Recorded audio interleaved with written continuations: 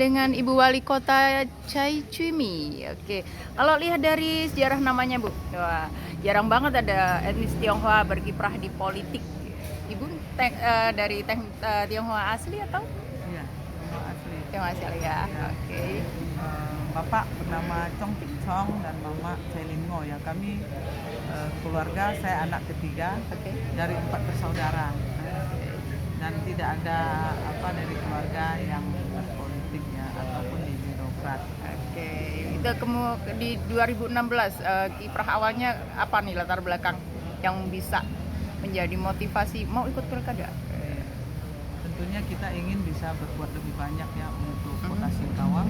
Bagaimana kita ingin memajukan dan menata kota sehingga lebih baik lagi, bisa sejajar dengan kota besar lainnya, dan ingin ada membuat wadah sehingga anak-anak kita yang kuliah dari luar daerah atau luar negeri setelah mengenyam pendidikan Mhm. bisa lulus dan bisa balik ke Kota Singkawang untuk membangun Kota Singkawang. Karena selama ini anak yang sudah kuliah di luar daerah maupun di luar negeri itu biasa tidak balik ke Kota Singkawang. Maka dari itu ya saya punya keinginan bersama seluruh jajaran pemerintah dan tentunya masyarakat Kota Singkawang untuk membangun Kota Singkawang, menata Kota Singkawang dengan kita membuatkan master plan Kota Singkawang sehingga kedepannya bisa ada wadah-wadah untuk anak muda untuk membangun Kota Singkawang. Oke, boleh tahu Bun, pada waktu itu kita kilas balik di 2016 ya. Pada waktu itu persaingan yang paling ketat melawan dari manakah atau siapakah?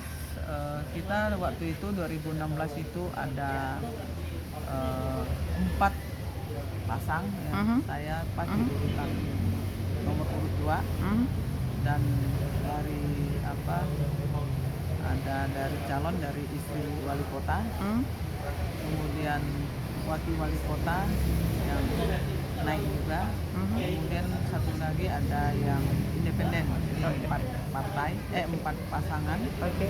Saya memang didorong dan diminta untuk calon wali kota dari ketua Partai PDI Perjuangan, ketua DPD kita Bapak Cornelis. Beliau saat itu adalah Gubernur Kalimantan Barat dan juga ketua DPD PDI Perjuangan. Beliau suami istri sangat mendorong untuk saya maju, dan juga yang tokoh-tokoh lainnya seperti Pak Rudi Halim, ya, Pak Tenggono, Pak Christian Sanjaya, ya, Bapak Hasan Karman, ya.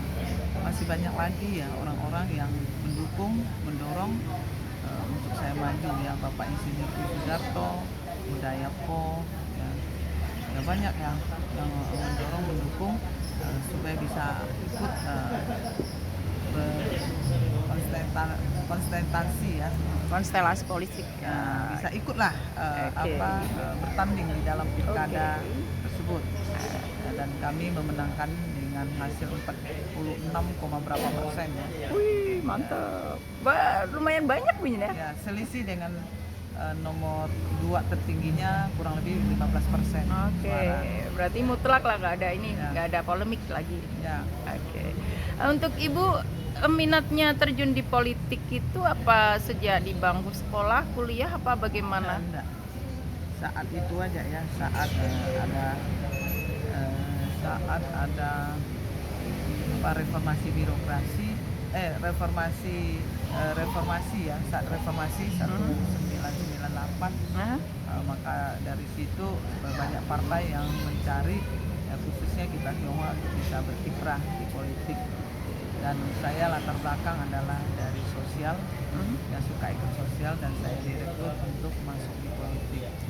Nah, maka dari itu ya kita masuk ya, dari dewan, kemudian jadi ketua dewan, anggota, terus jadi wali kota Singkawang. Boleh tahu latar belakang pendidikannya Ibu? Saya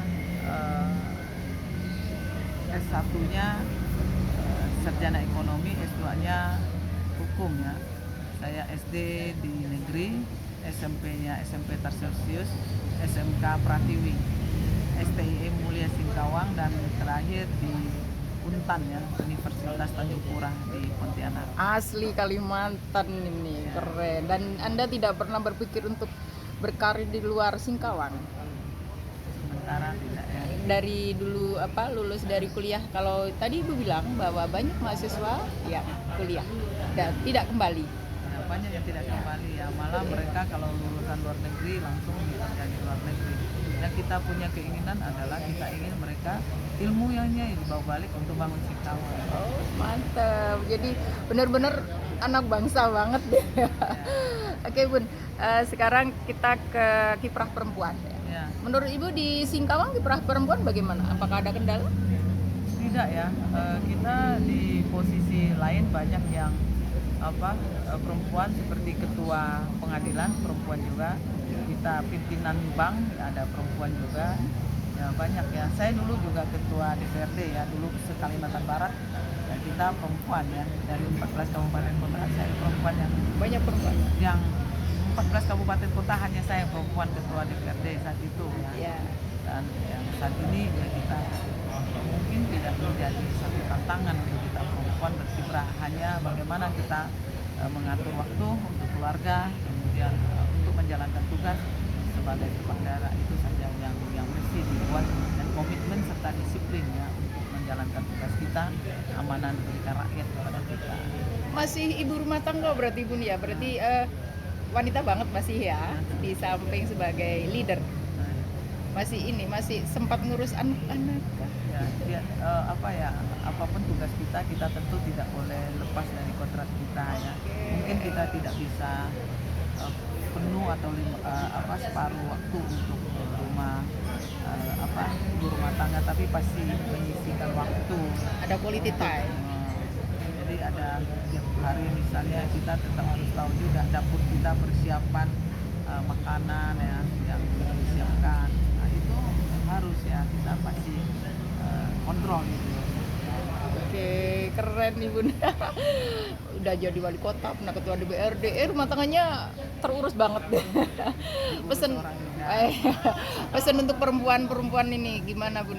Ibu kan jadi sosok inspiratif ya. Ya, kalau saya pikir ya, kita perempuan sekarang apalagi saat ini sudah kesetaraan gender, dan di mana RA Kartini sudah memperjuangkan kita. Tentunya kita tidak mensia-siakan apa yang sudah diperjuangkan, dan saat ini banyak perempuan hebat ya di Indonesia khususnya dan di dunia pada umumnya. Yang jelas mereka harus mau bekerja, kemudian mau berkorban, tentu berkorban waktu ya, waktu kita untuk santai tentunya tidak ada. Maka dari itu pasti nanti banyak perempuan hebat di bidangnya masing-masing untuk menjadi public figure dan bisa berkontribusi untuk keluarga serta untuk bangsa dan negara.